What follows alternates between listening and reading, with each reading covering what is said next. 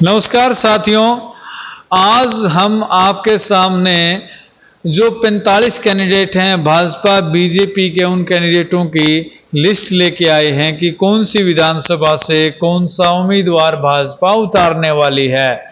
और पहले भी हमने आपके सामने जो संभावित उम्मीदवार थे भाजपा के और कांग्रेस के, उनकी भी वीडियो बनाई थी लोकसभा के अंदर, तो वो भी बिल्कुल 99% सही रही। और अब जो आपके पास संभावित उम्मीदवार प्रत्याशी की हम लिस्ट लेके आए हैं, वो भी संभावित है 99% वही रहने वाली है। सब्सक्राइब करना भूल जाते हो, कोई नहीं, हम याद दिलाते रहेंगे। So subscribe and press the bell icon because you deserve. सबसे पहले हम बात कर लेते हैं नायब सैनी, जो हमारे हाल फिलहाल सीएम हैं हरियाणा के, वो कहाँ से चुनाव लड़ेंगे।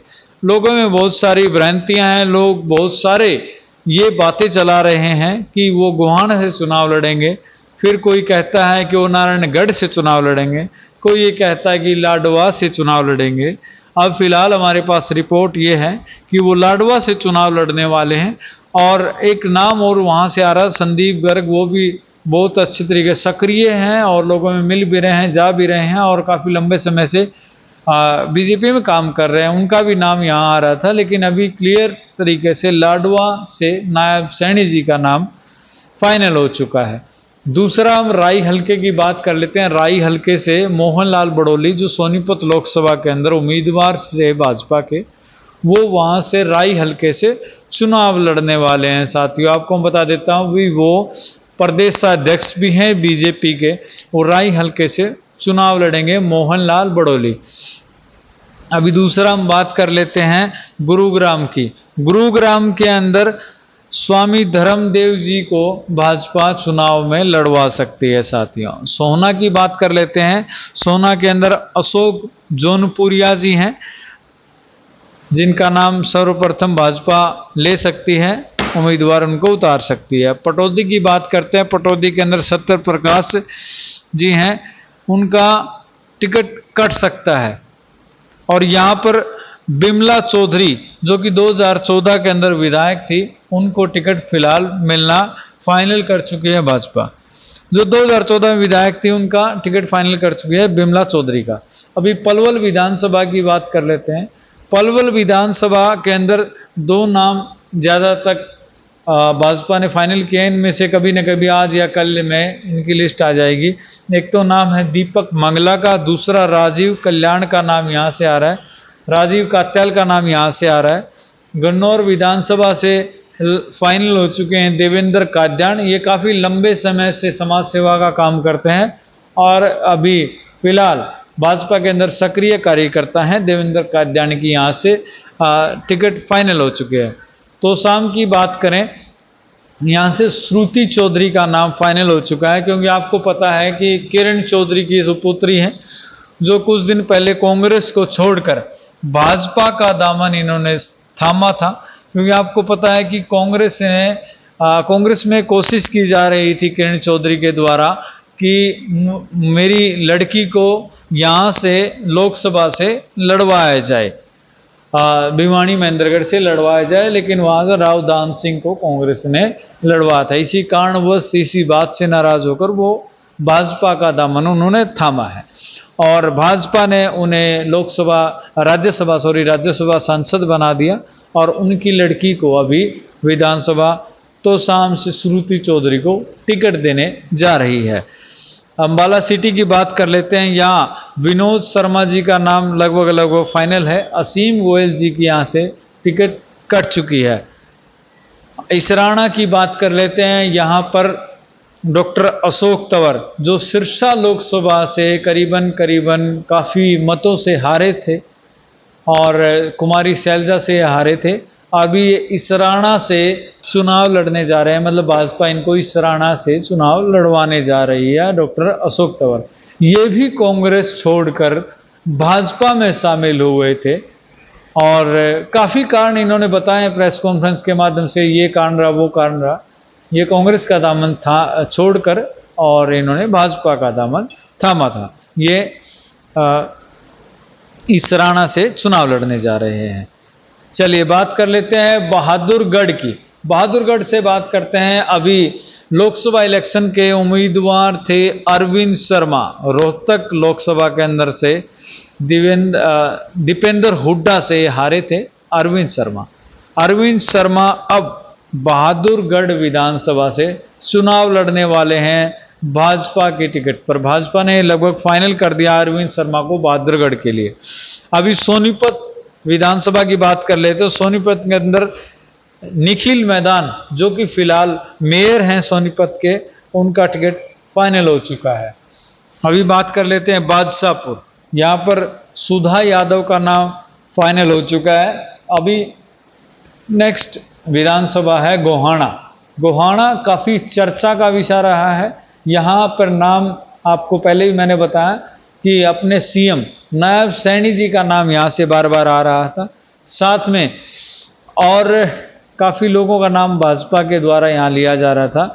अभी गोहाना से योगेश्वर दत्त की टिकट फाइनल हो चुकी है, वो भी पहले भाजपा के टिकट पर चुनाव लड़ चुके हैं। अभी योगेश्वर दत्त का गोहाना से नाम फाइनल हुआ है। सामने शायद कांग्रेस के टिकट पर यहाँ पर जगबीर मलिक जी चुनाव लड़ सकते हैं। अभी समालखा की बात कर लेते हैं। करतार सिंह बढ़ाना के बेटे हैं, करतार सिंह बढ़ाना के बेटे हैं मनमोहन बढ़ाना जी, वो यहाँ से समालखा से चुनाव लड़ सकते हैं।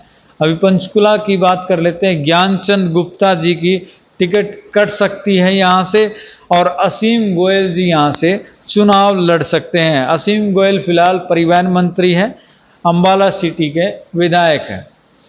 अभी हिसार की बात कर लेते हैं। हिसार से जैसे आपको पता है कि जितने भी अलग पार्टियों के नेता, जैसे हम बात कर लेते हैं नवीन जिंदल, वो भी कांग्रेस से भाजपा के अंदर ज्वाइन हुए और कुरुक्षेत्र लोकसभा से अभी फिलहाल सांसद हैं।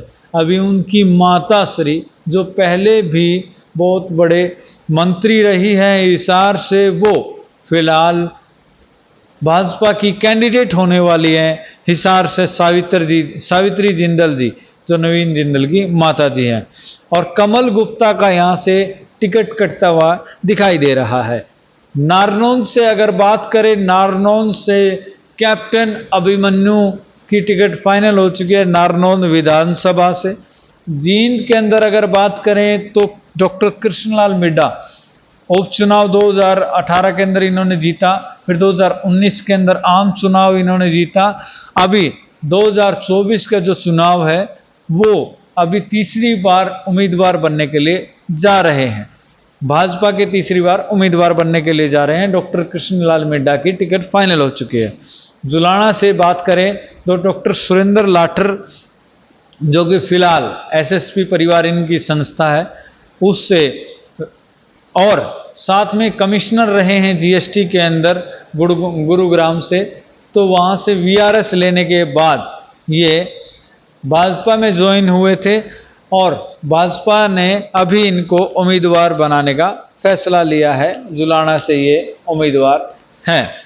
अभी कोसली विधानसभा की बात कर लेते हैं। यहाँ से आरती राव का नाम फाइनल हो चुका है, जो कि आपको पता है कि कांग्रेस के मंत्री रहे हैं राव इंद्रजीत सिंह।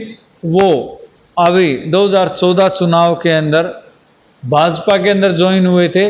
उनकी लड़की सुपुत्री है आरती राव, वो कोसली से टिकट फाइनल हो चुकी है। कोसली से भाजपा के टिकट पर चुनाव लड़ने वाली है। अभी रादौर विधानसभा की बात कर लेते हैं। यहाँ पर श्याम सिंह राणा, जो कि 2014 में संसदीय सचिव हुआ करते थे और 2019 में उनका टिकट कट गया था। फिर इनेलो में भी वो इनेलो में चले गए थे।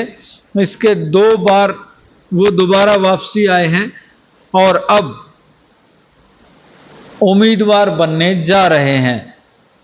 अभी फिलहाल श्याम सिंह राणा भाजपा के टिकट पर चुनाव लड़ने वाले हैं।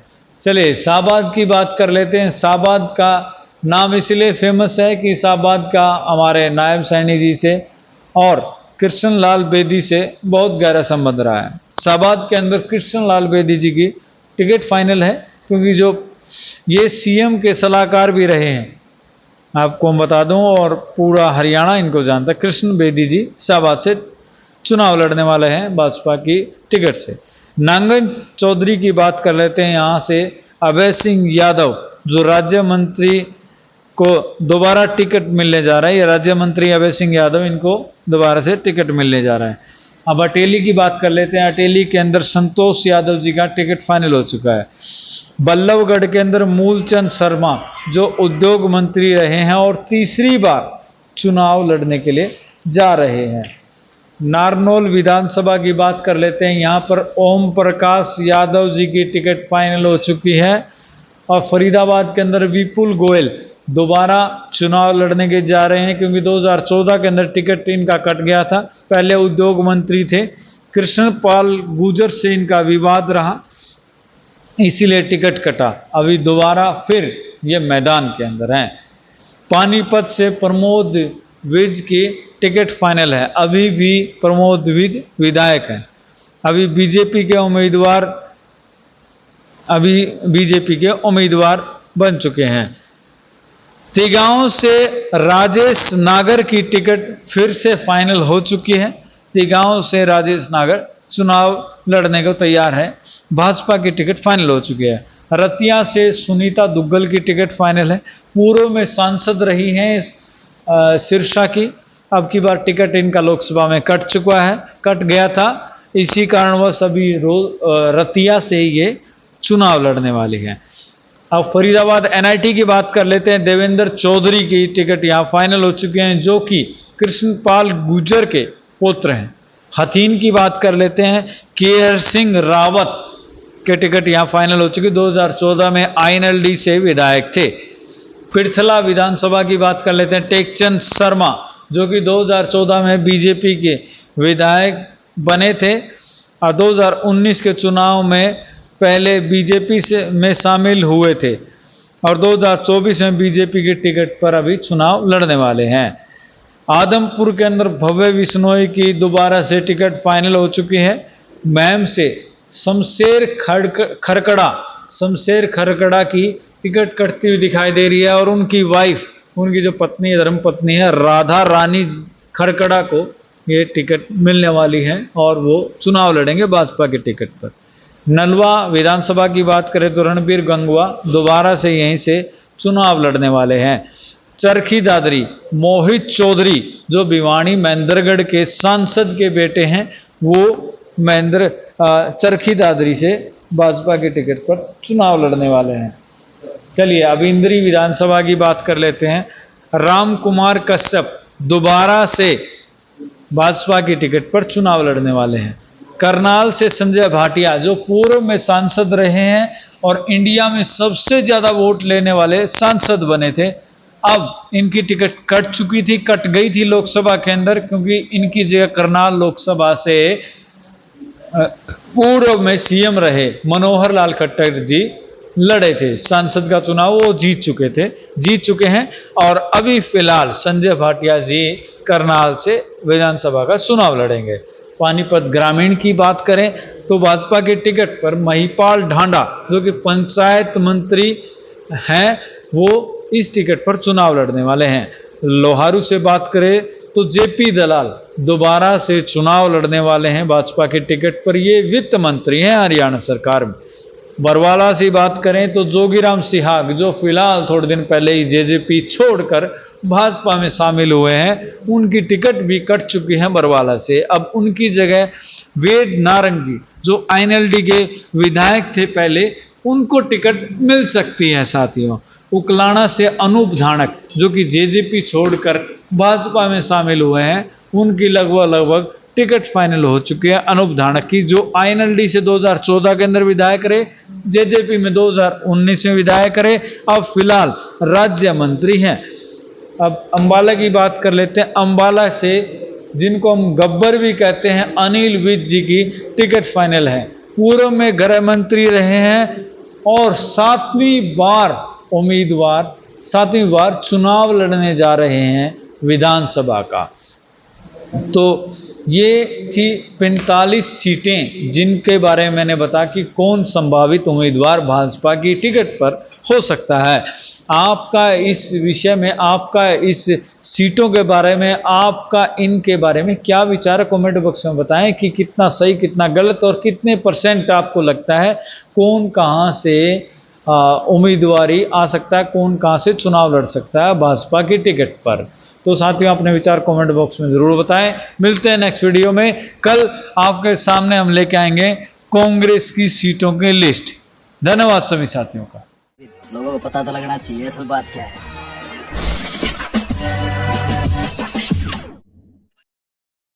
Like, share and subscribe this channel, and don't forget to follow my account on Instagram also.